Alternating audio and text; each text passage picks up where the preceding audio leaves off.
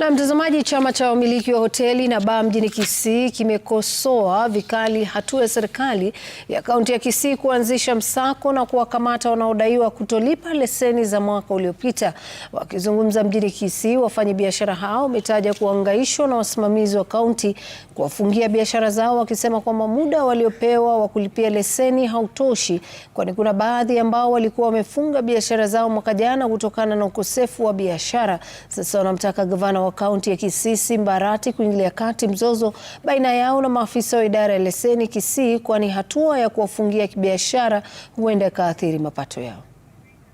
Kusema kweli, ile wangefanya wangetupatia muda hawa wakuje hata tuwaeleze sisi kama leaders, tupite kila mahali tuongee na hawa members, ndio sasa wasikie malalamishi ya kaunti. Sisi kama viongozi wa Kisii County Bar Owners tunakemea hayo maneno, kwa maana sio halali mtu ambaye alikuwa biashara last year kulipa aanze kutishiwa eti alipe maripo ambayo biashara ya kufanya.